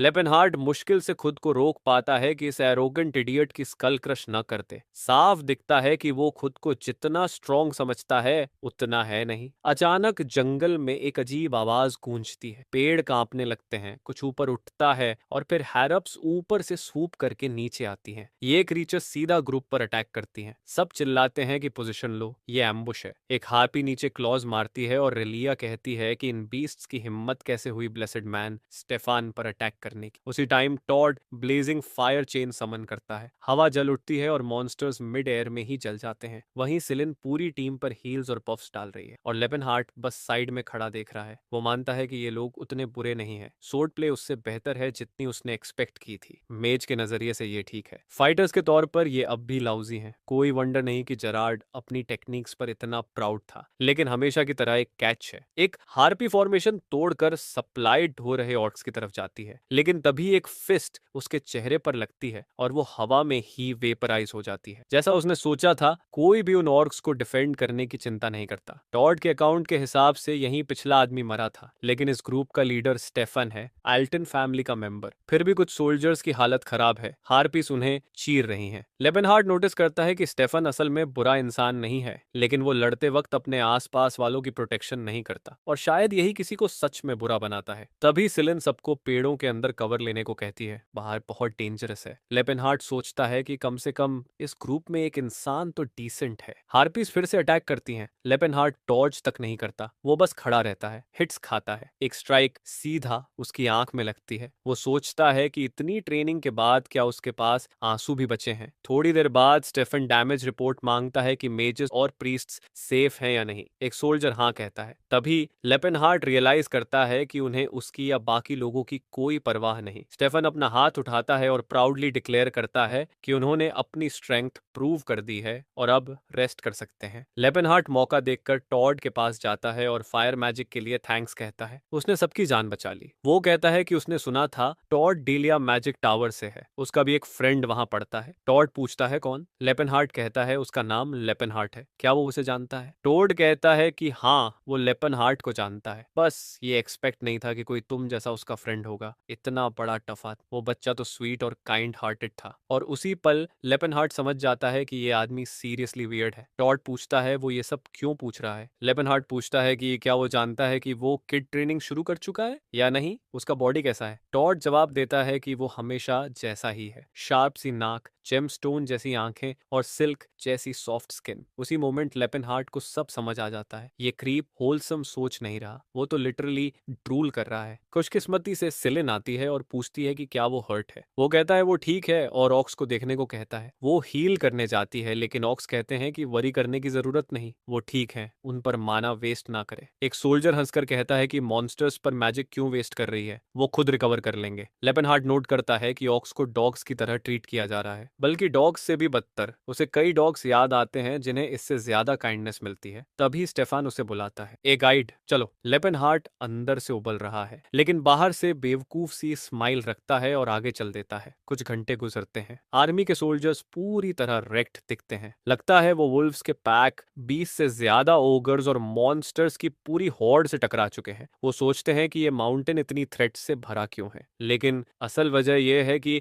लेपेनहार्ट उन्हें सीधी लाइन में ले जा रहा है, डेंजर अवॉइड करने की जगह सीधे काटता हुआ। वो सोल्जर जैसा दिखता है, लेकिन है तो मेज, और मेज एफिशिएंसी में बिलीव करता है। वो इस ग्रुप के लिए खुद को एक्स्ट्रा डेंजर में नहीं डालने वाला। स्टेफन पूरी तरह टूट चुका है और बुदबुदाता है कि अब उसे समझ आया सर क्लॉ यहाँ क्यों मरा था, लेकिन तभी उसका एक्सप्रेशन बदल जाता है। आखिरकार उन्हें डंजन मिल गया है। वो पूछता है क्या यही वो जगह है। टॉड सिर हिलाता है और कहता है बिल्कुल, फॉल्टन के प्राचीन खंडहर। समूह आगे बढ़ता है और एक विशाल दरवाजा के सामने रुक जाता है। टोड उसे खोलता है, प्रवेश जांच करता है और कहता है कि सुरक्षित लग रहा है, वो अंदर जा सकते हैं। स्टेफान सबको रेडी होने को कहता है, टाइम आ गया है, वो अंदर जा रहे हैं। लेपेनहार्ट कहता है कि वो बाहर वेट करेगा, लेकिन स्टेफान उसे डिसमिस कर देता है और कहता है उसका काम हो चुका है, वो जा सकता है। हमारा मैन प्रोटेस्ट करता है, कहता है ये फॉरेस्ट मॉन्स्टर्स से भरा है, वो अकेला मर जाएगा। स्टेफान कंधे उचका देता है, कहता है जगह मिल गई है, बाद में किसी को भेज देंगे उसे लेने। ये सुनकर लेपेनहार्ट और ज्यादा चिढ़ जाता है, अगर जगह नहीं मिलती तो क्या सीधा छोड़ देते। फिर स्टेफन अपनी टीम की तरफ मुड़ता है और मोटिवेशनल स्पीच देता है, कहता है उन दरवाजों के पीछे एक महान फेट है और आज वो उसकी लेगेसी को ऑनर करेंगे। सब हीरो की तरह मुस्कुराते हुए अंदर दौड़ पड़ते हैं। लेपेनहार्ट बस इतना कहता है गुड लक। दरवाजा बंद हो जाता है और यहीं से उसका प्लान शुरू होता है। ये रूइन मॉन्स्टर्स और वॉन्डरिंग स्पिरिट से भरा है, लेकिन पास्ट में ये एक मिलिट्री बेस था। देखने में नॉर्मल लगता था, लेकिन सिल्वर ईरा की टेक्नोलॉजी बहुत एडवांस्ड थी। इसी वजह वजह से ये जगह इतनी वैल्यूबल है। कॉरिडोर्स में चलते हुए लेपेनहार्ट पुदपुदाता है कि यहाँ आए बहुत समय हो गया। पिछली लाइफ में वो सारस के साथ इन्हीं रास्तों से गुजरा था। वो लड़की दीवारों के पार फेरी की आवाज सुनने की बात कहती है। अगर आवाज सुनाई दे तो हिडन गेट होता है, और वही ट्रेजर रूम तक पहुंची थी। अचानक एक मोज़ेक ग्लो करता है। अंदर उन्होंने ट्रेजर वॉल्ट में क्या किया था ये सोचकर हैरानी होती है। सच में उसकी पुरानी लाइफ बेहतर थी। वो दीवार की कार्विंग्स देखता है और कहता है ये लेबर स्क्रिप्ट में लिखा कोड है, वाटर और अर्थ सिंबल्स के रिवर्स सीक्वेंसेस के साथ। वो डिकोड करने की कोशिश करता है, लेकिन उसका दिमाग अब पहले जैसा नहीं रहा। फिर भी थोड़ी देर बाद मैकेनिज्म खुल जाता है। वो अपना कोड नीचे फेंक देता है और कहता है कि 10 सिल्वर कॉइन्स की चीज रूइन नहीं करेगा। नो वे। अब शर्टलेस, पूरा रिप्ड, वो कहता है कि अब इस बॉडी की असली कैपेसिटी टेस्ट करने का टाइम है। तभी उसे चीखें सुनाई देती हैं। आवाज दूसरी तरफ से आ रही है, लेकिन ट्रेजर सामने है। वापस क्यों जाए? फिर उसे याद आता है जब वो सिरस के साथ आया था। उसने मैजिक से आइटम्स लोकेट किए थे और वो सेफली निकल गए थे। लेकिन इस बार जो ग्रुप वो लाया है वो किसी और एरिया में गया है और शायद कोई ट्रैप ट्रिगर कर दिया। केओस तय है। एक सोल्जर पहले ही गिर चुका है, नेक के आर पार स्टैप। स्टेफन चिल्लाता है सर टॉमस, लेकिन आदमी मर चुका है। फिर कैवन के पीछे से वो देखता है। अंधेरे से चमकती चीज और स्टोन वॉल से एक डीमन निकलता है, और वो अकेला नहीं है, 3 है। स्टेफन तुरंत समझ जाता है कि जीत नामुमकिन है। कोई ह्यूमन ऐसा नहीं संभाल सकता। सेन घायल सोल्जर्स पर हीलिंग स्पेल्स डाल रहा है। सब उसे थैंक्स कह रहे हैं कि वो जिंदा है। लगभग उसे हर ही कह बैठे थे। स्टर्लिन बुदबुदाता है कि ट्रैप ने उन्हें बुरी तरह तोड़ा, और टॉड को थैंक्स कहता है। टॉड कहता है उसने बस गिरने से बचाया, असली डेंजर अभी आगे है। सीढ़ियों के ऊपर सोल्जर्स डॉल्स की तरह उछाले जा रहे हैं। डीमंस तेजी से पास आ रहे हैं। पैनिक फैल जाता है। सिलन वहीं खड़ा रहता है। पफ्स और रेडिएंट ब्लेसिंग्स पूरी रूम में फैला रहा है। वो एक कर्स्ड सा सेप्टर समन करता है और सबको करेज और एनर्जी से भर देता है। पूरी ग्रुप लाइट से भर जाती है। टॉड पीछे से सोच रहा है कि इतना होली एनर्जी ये आदमी ला कहां से रहा है। फिर भी सब चार्ज करते हैं, टॉड भी, अजीब फेसेस बनाते हुए और सोर्ड्स उछालते हुए, जैसे स्टेज ट्रिक हो। रियालिया एक मॉन्स्टर पर अटैक करती है, या कोशिश करती है। उसे पीछे से किक लगती है, पेट में घूंसा पड़ता है और वो दीवार में जा लगती है। आधी बेहोशी में वो कहती है कि उम्मीद है उसने मास्टर स्टेफान की मदद की। स्टेफन कहता है कम से कम वो कावर्ड नहीं है, वो अच्छा लड़ी, अब से वो उस पर भरोसा कर सकती है। कहता है आदमी भले बास्टर्ड हो लेकिन फाइट करना जानता है। वो क्लीन स्ट्राइक देता है और डीमन को खत्म कर देता है। सब स्टन्ड है। कहते हैं कि सच में महान वॉरियर स्टेफान पर भरोसा किया जा सकता है। वो सबको फोकस करने को कहता है। यही वो जगह है जहां सर क्लॉड मरा था। तभी ऊपर से फायरी एक्सप्लोजन होता है। सीलिंग से पत्थर गिरते हैं। सिचुएशन तेजी से बिगड़ जाती है। फ्लेम्स से एक और डीमन निकलता है, इस बार जलता हुआ। क्रीचर चार्ज करता है और सोल्जर्स को उछालने लगता है। लोग पीछे हटने को चिल्लाते हैं। पूरी ग्रुप भागने लगती है। लगता है स्टेफन पैनिक करेगा, लेकिन नहीं। वो ग्राउल करता है कि वो ऐसे नहीं मरेगा। वो अपनी सोर्ड कसकर पकड़ता है और कसम खाता है कि वो इस मॉन्स्टर को सबको बर्बाद नहीं करने देगा। वो हाउस आल्टन का नाम और रेजोल्यूट का टाइटल उठाए है। वो चार्ज करता है और पावरफुल ब्लेड स्ट्राइक करता है। लगता है वॉर लग गया, लेकिन असल में फैम, डीमन उसे बैकहैंड मारता है। वो हवा में घूमता हुआ दूर जा गिरता है और बेहोश हो जाता है। कम से कम सेन वहां है। उसके हाथ होली मैजिक से चमक रहे हैं। वो स्टेफान को उठने के लिए चिल्ला रहा है, लेकिन नहीं। सिलिन बॉस डीमन पर होली पावर ब्लास्ट करता है और बड़े स्टाफ से उसके सिर पर मारता है। प्रॉब्लम यह है कि क्रीचर मरता नहीं। वो धीरे से मुड़ता है और उसकी आंखों में देखता है। सिलिन डर से कांपने लगता है। डीमन चार्ज करता है। सिलिन आंखें बंद कर लेता है। तभी डीमन हवा में उड़ते हुए पीछे गिरता है। सिलिन आंखें खोलता है। सामने वो खड़ा है, absolute unit, hero of the hour. आज की वाइफू को बचाने आया हुआ। जब वुमन ना हो तो फेम को बचाते हैं। लेपेनहार्ट बॉस की तरह खड़ा है और कैजुअली सोच रहा है क्या मॉन्स्टर एक पंच से मर गया। पिछली लाइफ में इसके लिए ह्यूज मैजिक सर्कल समन करनी पड़ती थी। अब समझ आता है टेसन ने फाइट में उसके सिर पर पंच क्यों मारा था। पीछे देखता है तो नाइट्स की हालत खराब है, सब ढेर। तभी उसी जगह से अनडेड की भीड़ निकलने लगती है। सिलिन और टॉड फ्रोजन है, आंखें फटी हुई, फुसफुसाते हैं ये आदमी आखिर है कौन। लेपेनहार्ट आगे बढ़ता है, एल्फ प्रिल को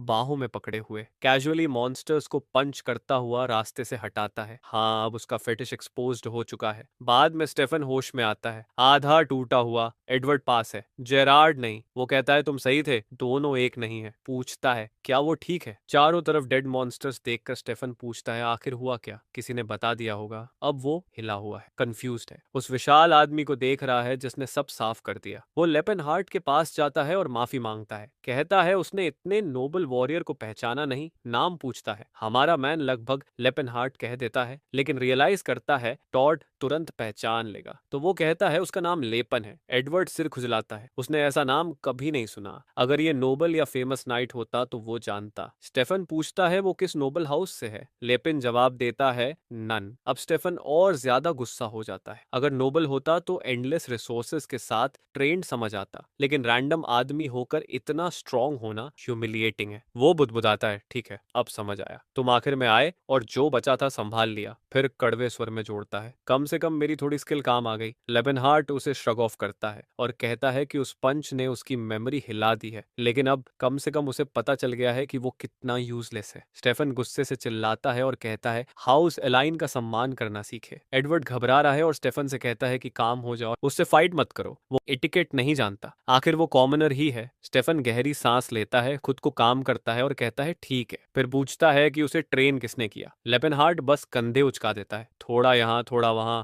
वो बिल्कुल एडमिट नहीं करने वाला कि उसने जरार्ड के अंडर ट्रेन किया है। वो आदमी पूरे रीजन में फेमस है। स्टेफन बुदबुदाता है कि प्रॉपर ट्रेनिंग या रियल मास्टर के बिना कोई इतना स्ट्रांग कैसे हो सकता है, लेकिन लेपेनहार्ट बात काट देता है। इंटेरोगेशन बंद करो और अपने इंजर्ड लोगों को देखो। एडवर्ड चुपचाप ये सब ऑब्जर्व कर रहा था। उसे दिखता है कि ये आदमी किसी को भी बॉस अराउंड करने में कितना कंफर्टेबल है। उसका कैरी करने का तरीका किसी स्टेटस वाले इंसान जैसा है। कम से कम वो कमांड देने का आदी है। शायद एरोगेंस है या शायद किसी और देश का रॉयल्टी। जब लेपेनहार्ट घायल लोगों की तरफ इशारा करके स्टेफान को उसका काम करने को कह रहा होता है, एडवर्ड बस देखता रहता है। ये आदमी सिर्फ कॉन्फिडेंट नहीं था, उसे एज गैप या रैंक की भी परवाह नहीं थी। पावर से आना पड़ता है। तभी सिलीन आता है और गर्दन मोड़कर उसे देखता है। रुकिए, आपका नाम राय लेपिन है, आप कितने टैल हैं? लेपिनहार्ट जवाब देता है 6.3। सिलिन क्रिसमस ट्री की तरह चमक उठता है। पैक ऑफ सिलिन, वो एल्फ गर्ल्स पसंद करता है। फिर भी चमकती आंखों से सिलिन पूछता है कि ऐसा बॉडी कैसे मिला। लेपिनहार्ट अपनी साइज की तरफ इशारा करता है और कहता है बस हैवी चीजें बहुत उठाई, बस इतना ही। छोटा सा बास्टर्ड चमकता ही जा रहा है और कहता है कि सच में कोई नाइट अपने सीक्रेट्स शेयर नहीं करता। लेपिनहार्ट पहले से जानता था कि ये लड़का बचपन में ही फैमिली खो चुका था और किसी ऑर्फन ऑर्डर में पला था। उस क्यूपिड जैसे चेहरे से लगता है कि बाकी किड्स ने उसे काफी बुली किया होगा। शायद इसी वजह से वो उस चीज को चाहता है जो उसके पास नहीं है, रग्ड लुक और स्ट्रॉन्ग पावरफुल बॉडी। प्रॉब्लम ये है कि वो ज्यादा ग्रो नहीं हुआ, मसल डेवलप नहीं हुई। उसकी आवाज अब भी फेमिनिन सी लगती है। और अजीब बात यह है कि जितना उसका बॉडी ट्रेन होता है उतनी उसकी सीक्रेट एनर्जी बढ़ती जाती है। वो खड़ा लेपेनहार्ट को घूरता रहता है और बुदबुदाता है कि वो कितना टॉल और हैंडसम है, और नेचुरली हमारा मैन शैडोज में गायब होने की कोशिश करने लगता है। बेचारा लेपेनहार्ट ऑकवर्डली कहता है कि बाद में बात करेंगे, लेकिन वो उसे छोड़ता ही नहीं। फिर वो कहता है कि वो रास्ता चेक करने जा रहा है। स्टेफन तुरंत बोल पड़ता है कि वो भी जाएगा। वो पूछता है कि ठीक है या नहीं। लेपेनहार्ट कंधे उचका देता है और कहता है जो मन करे करो। चलते वक्त स्टेफन अंदर ही अंदर उबल रहा होता है। वो ये एक्सेप्ट नहीं कर पा रहा कि उसी आदमी ने उसे बचाया। वो एरोगेंट बास्टर्ड था, और जैसे ही और डीमंस मिले वो प्लान करता है कि उसे ह्यूमिलिएटिंग तरीके से घुटनों पर लाएगा। लेकिन प्लान वहीं खत्म हो जाता है जब उसकी गर्दन पर जोर का पंच पड़ता है और वो बेहोश हो जाता है। लेपेनहार्ट उसे देखता है और कामली कहता है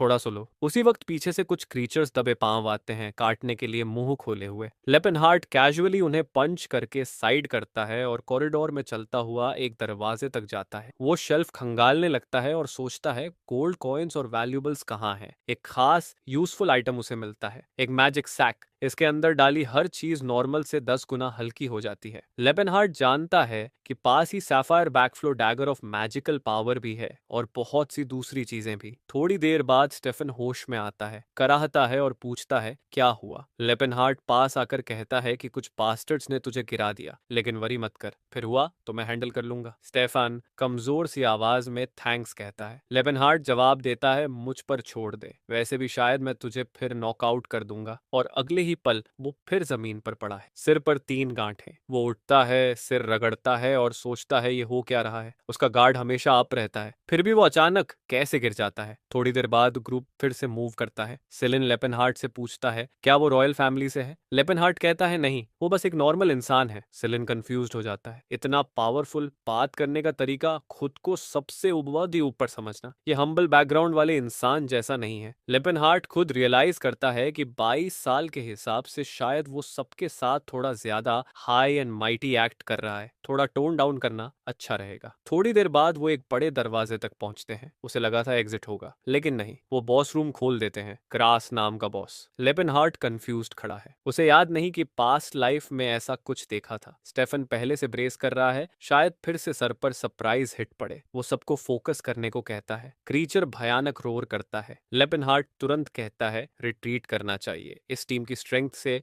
जीत पॉसिबल नहीं है। लेकिन स्टेफान के पीछे एक सोल्जर डीमन के हाथ की तरफ इशारा करता है और कहता है सोर्ड देखो, ये लीजेंडरी ब्लेड ऑफ अल्टियम है, स्टीफन की फैमिली की। एडवर्ड कहता है भूल जाओ, ये डेमन बहुत डेंजरस है, पीछे हटो, नई पार्टी लाओ, रीइंफोर्समेंट के बिना चांस नहीं है। लेकिन स्टेफान कहता है नहीं, वो रिट्रीट करने से अच्छा यहीं मर जाएगा। वो अपनी सोर्ड उठाता है, सबको ऐसा करने का ऑर्डर देता है और चार्ज करने को चिल्लाता है। साइड में खड़ा लेपेनहार्ट सोचता है कि ये आदमी पूरा इडियट है। सिल्वर एज की डंजन्स खुद को मेंटेन कर सकती थी। लगता है किसी ब्रोकन मैकेनिज्म की वजह से ये क्रीचर डंजन सिस्टम से फ्यूज हो गया था। यानी ये डंजन से फीड करने वाला गार्डियन है, और जब कोई क्रीचर डंजन से फ्यूज हो जाता है तो वो पहले से कहीं ज्यादा स्ट्रांग हो जाता है। ऊपर से यही वो चीज है जिसने पास्ट में उस आदमी को मारा था। मतलब ये यहाँ का सबसे पावरफुल एंटिटी है। फिर भी स्टेफन ग्रुप को हाइप करता है, कहता है मॉन्स्टर चेंड है, वो आसानी से गिर जाएगा। लेपेनहार्ट एडवर्ड की तरफ मुड़कर कहता है क्या तुम सच में इससे लड़ने जा रहे हो? तुम सब मर जाओगे। एडवर्ड पलटकर कहता है वार्निंग के लिए थैंक्स, लेकिन वो वागाबॉन्ड है जिसे ऑनर का मतलब नहीं पता। दुनिया में कुछ चीजें जान देने लायक होती हैं, और वो सोर्ड उठाकर चार्ज कर देता है। लेपेनहार्ट वहीं खड़ा सोचता है कि वो इन नाइट्स की मदद क्यों कर रहा है, इन्हें मरने देना चाहिए। सिलिन साइड में देवी से ब्लेसिंग मांग रहा है। बफ हुए सोल्जर्स चार्ज करते हैं। एक सोल्जर सीने पर लगकर उड़ता हुआ कमरे के पार जा गिरता है। लेपेनहार्ट सिर हिलाता है, उसे पता था ऐसा ही होगा। एक और उड़ता है, क्रीचर ब्लेड घुमाता है और सब तितर बितर हो जाते हैं। अब लेपेनहार्ट समझ चुका है स्टेफान किस टाइप का आदमी है। कितना भी समझाओ वो आगे बढ़ता ही रहेगा। एडवर्ड थोड़ा रीजनेबल लग रहा था, शायद कुछ हिट्स के बाद समझ आए। वो इधर उधर कूद रहा था, वार कर रहा था, डॉज कर रहा था, लेकिन लेपेनहार्ट को यह ऐसा लग रहा था जैसे कोई बी इंसान को डंक मारने की कोशिश कर रही हो। सिलिन अब भी चांटिंग कर रहा था, Holi fire spells. Skeletal demon के चारों तरफ आग घुमा रहा था, जो पोज लेकर बर्न और सेक्रेट फ्लेम चिल्ला रहा था। उसने लगातार 3 अटैक किए। उसी वक्त एल्फ गर्ल ऊपर से स्लैश करती है। स्टेफन भी एक सॉलिड मूव निकालता है। लेपेनहार्ट मानता है कि वो स्किल्ड है, एडवर्ड से बेहतर, और शायद स्टेफन के बाद सेकंड। टॉड को स्पेल्स फेंकते देख वो सोचने लगता है कि शायद वो उसे अंडर एस्टिमेट कर रहे थे। हो सकता है ये लोग सच में कर लें। टॉड एक टोर्नेडो कास्ट करता है। बीस्ट को पकड़े चेन्स टूटने लगती हैं, लेकिन तभी वो किसी अजीब समझ न आने वाली लैंग्वेज में बोलने लगता है। और हाँ, वही फेज 2 का सिग्नल था। सब हवा में उछलकर पीछे गिर जाते हैं। लेपेनहार्ट का एक्सप्रेशन तुरंत बदल जाता है। पहला सोल्जर इंस्टेंटली खत्म हो जाता है और कई बाकी स्लैश होकर गिर जाते हैं या उछलकर दूर जा फेंक जाते हैं। लेकिन स्टेफान को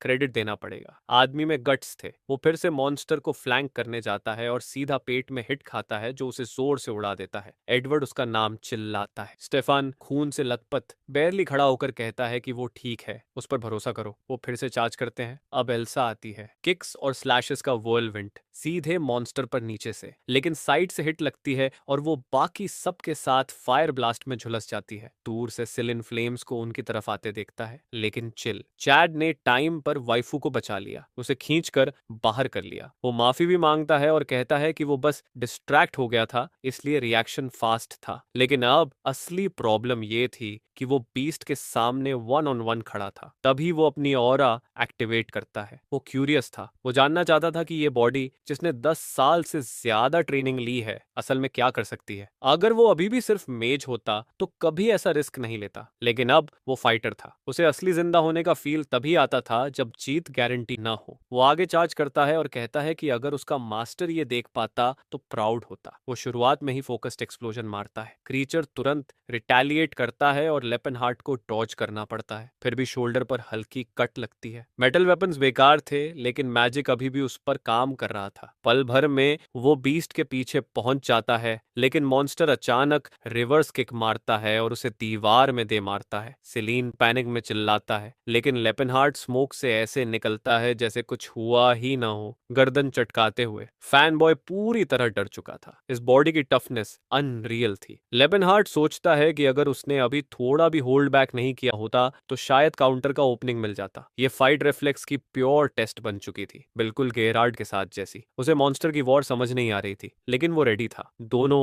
ब्रूटल बैक एंड फोर्थ में भिड़ते हैं। स्टेफान शॉक में खड़ा देखता रहता है। वो सोचता है ये ऑरा आखिर है क्या? बिना टाइटल या ब्लड लाइन का आदमी ऑरा कैसे मैनिफेस्ट कर सकता है जो वो खुद नोबल होकर भी नहीं कर पाया? वो देख ही नहीं पा रहा कि क्या हो रहा है। ये आदमी आखिर है कौन और कहां से आया? इधर लेपेनहार्ट क्रीचर से मुक्केबाजी की तरह फिस्ट एक्सचेंज कर रहा था। वो एक और अटैक डॉज करता है और कहता है कि मूव्स अब बहुत प्रिडिक्टेबल हो गए हैं, बहुत सिंपल। वो क्रीचर के आर्म पर एक क्लीन हिट मारता है। ऐसा लगता है जैसे आर्म उखड़ ही जाएगा। लेकिन डंजन गार्डियंस की प्रॉब्लम ये होती है कि वो मरते नहीं है। डंजन खुद उन्हें एनर्जी देता रहता है और हील करता रहता है। बीस्ट फिर से एक्सप्लोजन प्रिपेयर करता है। लेपेनहार्ट डॉज करता है, उसका आर्म पकड़ता है, चेहरे पर किक मारता है और फिर पंचेस की बारिश। सोल्जर्स बस खड़े देख रहे हैं डिसबिलीफ में। लेपेनहार्ट रियलाइज करता है कि वो शायद जरूरत से ज्यादा अटेंशन खींच रहा है। वो सोचता है हॉर्न ऑफ कैलेमाइटी यूज करके खत्म कर देना चाहिए, लेकिन पूरे डंजन के कोलैप्स होने और सबके मरने का रिस्क बहुत ज्यादा था। पीछे से टॉड चिल्लाता है कि सोर्ड यूज करो, वो होली एनर्जी से बफ कर देंगे। लेपेनहार्ट चिल्लाकर जवाब देता है कि उसे ऑरा को सोर्ड में चैनल करना नहीं आता, वो बस पंचेस करना जानता है, बस इतना ही। तभी सिलिन पूछता है कि क्या उसका बॉडी हिट झेल सकता है? लेपेनहार्ट कहता है हाँ, सबसे स्टर्डी बॉडीज में से एक है। सिलिन कहता है ठीक है, तुम्हें फिलिनिन्स की ब्लेसिंग मिल रही है। चाहे उसे पसंद हो या नहीं, वो जबड़ा भींचता है, बॉस को आर्म से पकड़ता है और सीलिंग में दे मारता है। उस छोटे बास्टर्ड ने वो स्पेल यूज किया जो नॉर्मली मेटल को हार्ड करता है, लेकिन उसने वो लेपेनहार्ट के बॉडी पर कास्ट कर दिया। सॉफ्ट और क्यूट चेहरे के बावजूद उसकी स्ट्रैटेजी यूनिक थी। अब रीइंफोर्स्ड बॉडी के साथ लेपेनहार्ट आगे बढ़ता है। चिन पर किक, फिर नी स्ट्राइक और एक और पंच। यकीन करना मुश्किल था कि क्रीचर अब भी जिंदा है। मॉन्स्टर हवा में उठता है, फिर पिंक लेजर आता है और आखिरकार वो मर जाता है। गॉड्स का शुक्र है। लेपेनहार्ट कूल और काम खड़ा रहता है। सिलेन आंखों में दिल लिए चमक रहा है। कॉन्सर्ट में फैन की तरह साइंस बना रहा है। ऊपर का सिंबल फेड होने लगता है। डंजन खत्म हो चुका था। स्टेफन पास आकर पूछता है कि क्या वो सच में लेपेन है। वो जानना चाहता था कि उसने इतनी स्ट्रेंथ क्यों छुपाई और क्या वो सबको इडियट समझता था। वो मानता है कि वो पावरफुल है, लेकिन नाइट्स के ऑनर को कुचलने के लिए माफ नहीं किया जाएगा। लेपेनहार्ट कामली पूछता है कि उसने कब किसी पर हंसा। सच ये था कि उसे फर्क ही नहीं पड़ता था। वो बिना कुछ कहे मुड़कर चल देता है। स्टेफन फिर ह्यूमिलिएशन चाहता था। वो सोर्ड घुमाते हुए अटैक करता है। लेपेनहार्ट बस जमीन से सोर्ड उठाने को झुकता है। स्टेफन हवा काटता है और फिसल कर जमीन पर गिर जाता है। लाल चेहरे के साथ वो अकड़ा पड़ा है। लेपेनहार्ट सोर्ड उठाकर उसे देता है और कहता है यही लेने तो आया था ना। एडवर्ड माहौल हल्का करने की कोशिश करता है और कहता है कि बॉस को हराकर भी क्रीड ना दिखाना ट्रू चैंपियन की निशानी है। लेकिन लेपेनहार्ट जानता था कि वो सोर्ड पुराने जमाने की वेपन्स के सामने कुछ भी नहीं है, और वैसे भी वो सोर्ड यूज नहीं करता। वो सबके साथ आगे बढ़ जाता है। स्टेफान गुस्से से फट रहा होता है। सीन करोल विलेज में शिफ्ट होता है, जहां सिलिन एक बच्चे को हील कर रहा है। लेपेनहार्ट जाने ही वाला होता है कि वो देखता है सिलिन मिशन से मिले सारे गोल्ड कॉइन गरीबों में बांट रहा है। रास्ते में स्टेफान एडवर्ड से कहता है कि वो जानना चाहता था वो आदमी असल में कौन है। एडवर्ड कामली कहता है कि उसे अंदाजा था। लड़के ने काफी अटेंशन खींची थी। स्टेफन खुद से बुदबुदाता है कि शायद वो आदमी उससे बेहतर भी हो सकता है। सीन में मैन पर कट होता है जो माउंटेन्स चढ़ रहा है। वो सोचता है कि अब साइरस को ढूंढने का टाइम आ गया है। वो ब्रॉन्ज एल्फ गर्ल, वो उसके दिमाग से निकल ही नहीं रही। बस प्रॉब्लम ये है कि कुछ बास्टर्ड्स उसका पीछा कर रहे हैं। सिलिन आकर कहता है कि क्या उसने ब्लेसिंग्स की गॉडेस के बारे में सुना है। वो ऑर्डर में लौटने वाला था, लेकिन अब पिलग्रिम पाथ पर चलना चाहता है, और अगर पॉसिबल हो तो वो सबसे स्ट्रॉन्ग आदमी के साथ ट्रैवल करना चाहता है जिसे उसने कभी देखा है। लेपेनहार्ट सोचता है कि उसने पहले भी किसी की आंखों में ये वियर्ड स्पार्कल देखा है, रोजी चीक्स और सब कुछ। हर लाइफ टाइम में कोई ना कोई ऐसा पीछे लग ही जाता है। कम से कम वो प्रीस्ट है, और हीलर इससे बेहतर कौन होगा। ऊपर से साइरस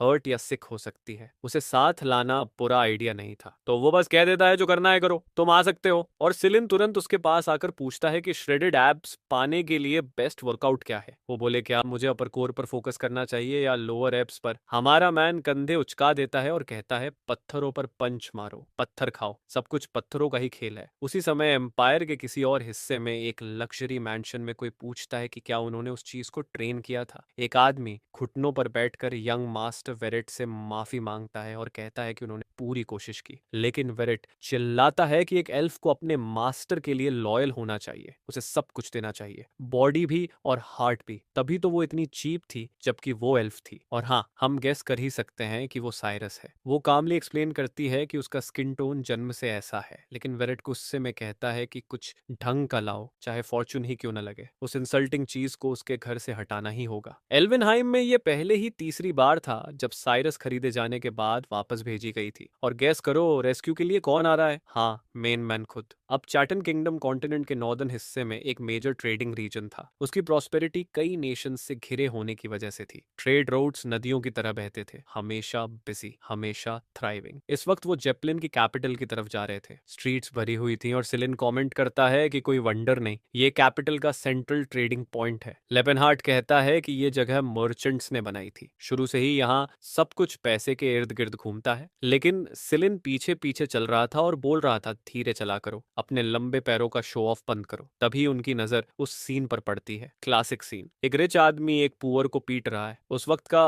पिग ट्रिक था। वो चिल्ला रहा था कि किसने एक बेगर को मेंचर्स को इंसल्ट करने का हक दिया, अभी अपनी जगह सीख लेगा। और बीटिंग के बाद वो जमीन पर 30 गोल्ड कॉइन फेंक देता है, हर हिट के लिए एक कॉइन। मैंने इससे भी बदतर नोबल्स देखे हैं जो मारते हैं और कॉइन्स भी नहीं देते। कम से कम इसने पेन का पेमेंट किया। 10 साल की ट्रेनिंग के बाद हमारे मैन ने 30 सिल्वर कॉइन्स कमाए। इधर आदमी 10 सेकंड पिटा, 30 गोल्ड कॉइन्स ले गया और अब सिलिन से हील भी हो रहा है। मैं कहूंगा डील बुरी नहीं थी। और वो बास्टर्ड देखो, बस मेंशन किया और मुस्कुरा रहा है, चीकी पंक। सिलिन इरिटेट होकर कहता है कि स्कमबैग खुश क्यों है। लेपेनहार्ट बोलता है देखो किड, यहाँ सब कुछ पैसे के अराउंड घूमता है। लेकिन हमारा छोटा फेम कहता है कि उसने पूरी दुनिया ट्रैवल की है और कभी इमेजिन नहीं किया था कि ऐसी जगह भी होगी। वो पूछता है कि मैं कैरेक्टर यहाँ आखिर आया किस लिए है। लेपेनहार्ट जवाब देता है कि वो कुछ खरीदने आया है। सिलिन पूछता है क्या, और पहाड़ की धार जैसी शार्प जव के साथ वो कहता है कि वो एक एल्फ खरीदने आया है। सिलिन तुरंत खुद को ढक लेता है और बोलता है डूड, तुम क्या सोच रहे हो, क्या वो रात में तुम पर जंप करने वाली है? बुदबुदाता है कि लेपेनहार्ट भी बाकी मर्दों जैसा ही है। लेपेनहार्ट सोच रहे हो किट, लेकिन बात वैसी नहीं है। लेकिन एक्सप्लेन करने से पहले ही वो स्टॉर्म ऑफ कर जाता है। रास्ते में बुदबुदाता है कि डैन सिलिन ऐसे बोलता है जैसे आदमी ही नहीं है। सीन फिर ट्रिक के घर पे जाता है। वो बोल रहा है कि ये रिचेस कंप्लेन करते रहते हैं कि मेरे पास पैसा है और मैं फायदा उठाता हूँ। अगर पैसा इतना अच्छा है तो उन्होंने खुद क्यों नहीं कमाया? येल्फ सिर हिलाता है और कहता है आप सही है मास्टर, सब उस मोटे आदमी के इर्द गिर्द चिपके हुए होते हैं। तभी वो साइड में देखता है, वेरेट को देखता है और कहता है काफी समय बाद मुलाकात हुई। उसने सुना था कि वेरेट ने हाल ही में एक किलर एल्फ खरीदी थी, तो क्या हुआ? वेरेट कांपता है और सोचता है कि उसे इसी जगह इस बास्टर्ड से क्यों टकराना पड़ा। वो कहता है कि उसने उस डैम चीज को हफ्तों पहले वापस कर दिया क्योंकि वो ओबीडियंट नहीं थी। मोटा आदमी जोर से हंसता है और पूछता है कि क्या वो एक स्लेव एल्फ को भी टेम नहीं कर पाया? कोई वंडर नहीं कि इनकॉम्पिटेंट लोगों की वजह से बड़े मर्चेंट्स भूखे मर रहे हैं। वेरेट एक्सप्लेन करने की कोशिश करता है कि उसे पहले भी कई बार लौटाया गया था, इसलिए वो चीप थी। मोटा आदमी सोचता है कि अगर वो उस छोटी स्लेव को खरीद कर टेम कर ले तो वेरेट को दिखा देगा असली विनर कौन है। सीन सिटी के दूसरे हिस्से में शिफ्ट होता है। लेपेनहार्ट नीचे देखकर पूछता है कि वो क्या कर रहा है। सिलिन जमीन पर है, पूरी मेहनत के साथ एक्सरसाइज कर रहा है। लेपेनहार्ट सोचता है बेचारा कितना स्किनी है। वो कहता है इतना पुश मत करो वरना पूरे दिन मसल्स सोर रहेंगे। सिलिन कहता है कोई बात नहीं, ट्रिप पर असर नहीं पड़ेगा। अचानक लेपेनहार्ट फिर देखता है तो वो ऑलरेडी हील हो चुका है। क्यूट फेस बनाकर कहता है कि वो हीलिंग स्पेल्स ऐसे ही शेक ऑफ कर सकता है। अब उसे समझ आता है आर्टिस्ट सिलिन को ज्यादा क्यों ड्रॉ करता है और ये भी कि ये बास्टर्ड मसल क्यों नहीं बना पाता। हीलिंग मैजिक का प्रिंसिपल टाइम रिवर्सल जैसा होता है। मसल्स को ग्रो करने के लिए डिस्ट्रक्शन के बाद टाइम चाहिए, लेकिन होली पावर यूज करने पर बॉडी उस स्टेट में लौट जाती है जहां ट्रेनिंग हुई ही नहीं। वो सोचता है ये अब तक का सबसे डम आदमी है, इतना पेनफुल ट्रेनिंग करके उसे कैंसिल ही कर देना। अब समझ आता है ये फूल 5 साल से टाइम क्यों वेस्ट कर रहा है। वो पूछता है कि ट्रेनिंग के वक्त लंबे बाल परेशानी नहीं करते। सिलिन कहता है वो काटने पर भी जल्दी ग्रो हो जाते हैं। तब तक लेपेनहार्ट चल देता है और कहता है अब स्लेव खरीदने जा रहे हैं, खासकर जब उसने आर्टिफैक्ट्स बेच दिए हैं। स्लेव मार्केट में हर तरह के स्लेव्स होते हैं, लेकिन सबसे सबसे कोवेटेड और एक्सपेंसिव एल्व्स होते हैं। उनकी अपीयरेंस ह्यूमन टेस्ट से मैच करती है। एक किलर एल्फ 800 गोल्ड कॉइन से ऊपर जा सकती है, एक नॉर्मल वुमन 400, छोटी लड़की 100, छोटा लड़का 30, ग्लैडिएटर 10, मोर स्लेव 5 कॉइन्स और ऑक बेबी 4 से 5 कॉइन्स। मेल एल्व्स कोई नहीं चाहता, फ्री में भी नहीं। जैसे ही खरीदो वो खुद को मार लेते हैं। प्राइड होती है उनमें, स्लेव बनकर जीना उन्हें मंजूर नहीं। और एल्व्स ह्यूमन से 4 गुना ज्यादा जीते हैं। एक खरीदो तो पूरी जिंदगी के लिए। वैसे मुझे इंटरेस्ट नहीं है, लेकिन कॉस्ट बेनिफिट में बात समझ आती है। लेपेनहार्ट कहता है स्मार्ट भी होना पड़ता है। किसी डम मर्चेंट की स्टोरी है जिसने एल्फ बेबी खरीदा और बॉटल फीड करते हुए मर गया क्योंकि वो मैच्योर ही नहीं हुआ। एक अनोइंग बात यह है कि इस जगह का नाम एल्वेनहाइम है, एल्व्स की सेक्रेड लैंड जैसा। सिलिन क्यूट होकर कहता है कि यहाँ एल्व्स का अच्छा ख्याल रखा जाता है, वो हेल्थी दिखते हैं। लेपेनहार्ट कहता है फर्क नहीं पड़ता, आखिर में वो स्लेव्स ही हैं और डेफिनेटली खुश नहीं है। सिलिन कहता है कि शायद वो खुश होंगे क्योंकि ह्यूमंस के साथ रहते हैं, खाना वॉर की चिंता नहीं, पीसफुल लाइफ। लेपेनहार्ट जानता है यही ह्यूमंस सोचते हैं। परसेप्शन बदलना मुश्किल होता है क्योंकि लोग फियर रिस्पेक्ट करते हैं। इस लाइफ में वो नया एम्पायर बनाना चाहता है, लेकिन पास्ट लाइफ से अलग। ना डार्क एम्पायर, ना डीमन किंग का रूल,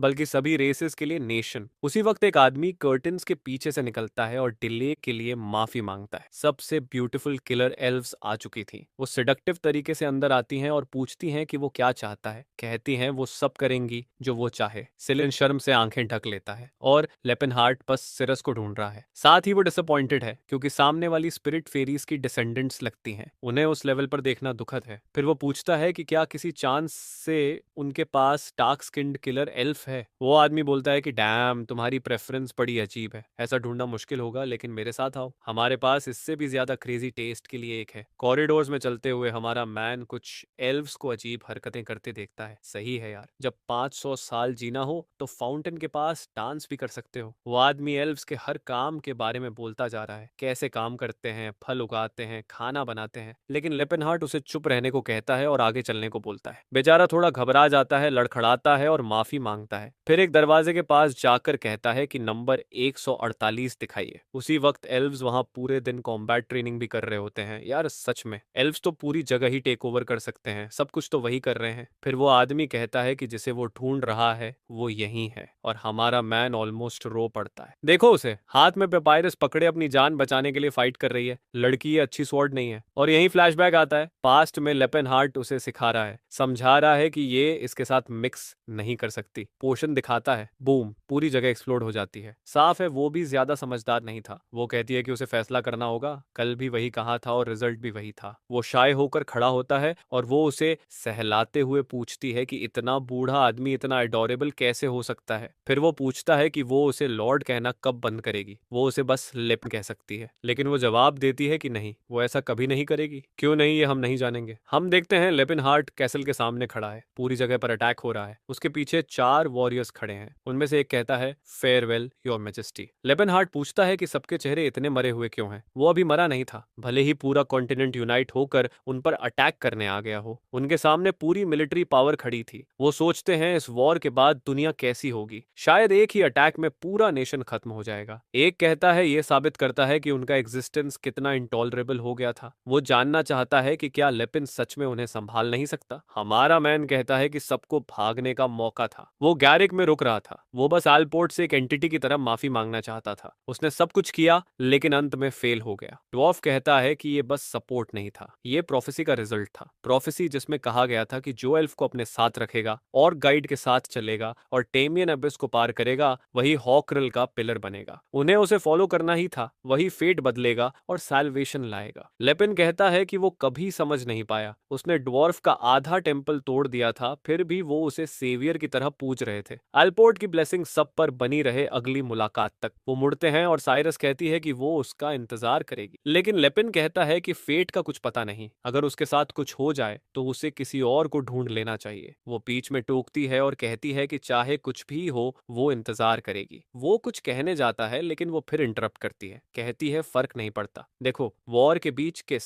कितना रोमांटिक। लेकिन प्रेजेंट में लड़की पूरी स्किनी है। वेंडर माफी मांगता है और कहता है कि उसे ऐसी चीज दिखाने में भी शर्म आती है। वो डिफेक्टिव प्रोडक्ट है जिसे 3 बार वापस किया जा चुका है। टेम करना इम्पॉसिबल था। वो स्किल्ड है। प्रॉब्लम यह है कि उसकी पर्सनालिटी ने सारी वैल्यू खत्म कर दी, इसलिए चाहे उससे थोड़ा बहुत यूज हो, उसे ट्रेनिंग के बीच में ही छोड़ दिया गया ताकि दूसरों की प्रैक्टिस हो सके। वो पूछता है कि क्या वो अब भी उसे खरीदना चाहता है। लेपिन कहता है हाँ। वेंडर खुश हो जाता है, सोचता है कि दुनिया में हर नटकेस का अपना फेटिश होता है। वो कहता है प्राइस 300 गोल्ड कॉइन होगी। सिलिन बोलता है सस्ता है ना। वेंडर कहता है हाँ, क्योंकि प्रोडक्ट अच्छा नहीं है, डिफेक्ट्स से भरा है। वो उसे किसी तरह निकालना चाहता है। डील जल्दी हो जाती है। साइरस पहले ही कह देती है कि वही उसका नया मास्टर है। लड़की पूरी कमजोर दिख रही है, हेल्थ खत्म। लेपिनहार्ट बस देखता है और सोचता है कि उसकी लाइफ आसान नहीं रही। वो अपना कोट उतारता है। वेंडर पूछता है क्या प्रीस्ट चाहिए। वो कहता है नहीं, सिलिन संभाल लेगा। वो कोट उसके ऊपर डालता है। नाम पूछता है। वो कहती है नहीं है। वो नाम ऑफर करता है साइरस। वो कहती है ठीक है। उसके जवाब से वो पूछता है कि तुम्हें नाम पसंद नहीं आया ना। वो बस कहती है ठीक है। अब उसका नाम सीरस है और वो याद रखेगी। वो कोट ठीक करता है और कहता है अगर ऐसा है तो अब से तुम सारस वेलेंसिया हो। साइरस कहती है स्लेव को लास्ट नेम की जरूरत नहीं होती, क्या वो उसका है। वो कहता है नहीं, वही तुम्हारा लास्ट नेम है। और बात खत्म। वो खुद को लेपिनहार्ट इंट्रोड्यूस करता है। सिलिन को भी इंट्रोड्यूस करता है जो प्रीस्ट है। वो स्वीट तरीके से कहती है कि उसने समझ लिया।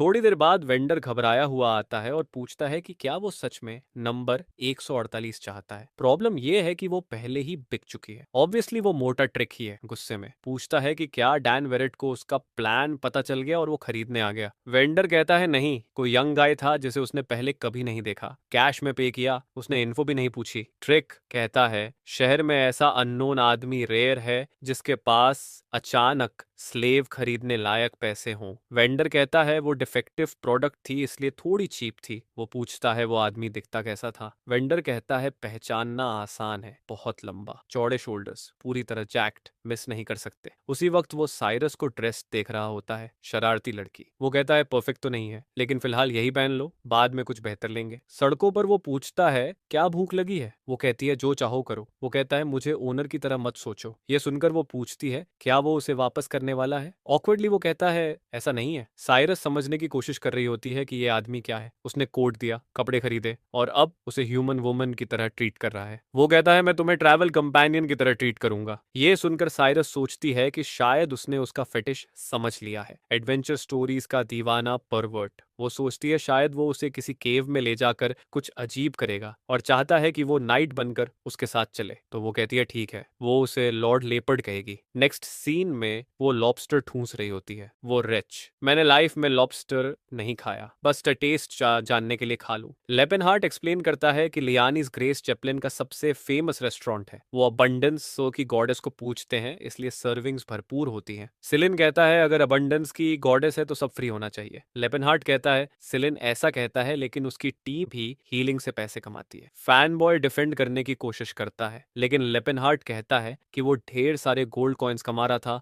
भले ही बाद में दे देता हो। फिर दोनों नोटिस करते हैं कि साइरस डिश निकल रही है। वो तुरंत खुद को काम करती है और नॉर्मल बनने की कोशिश करती है। लेपेनहार्ट सोचता है क्या उसे जगह पसंद नहीं आई। उसे याद है कि वो यहाँ सेलिब्रेट करने आते थे। इस बार उनका रिलेशनशिप अलग था।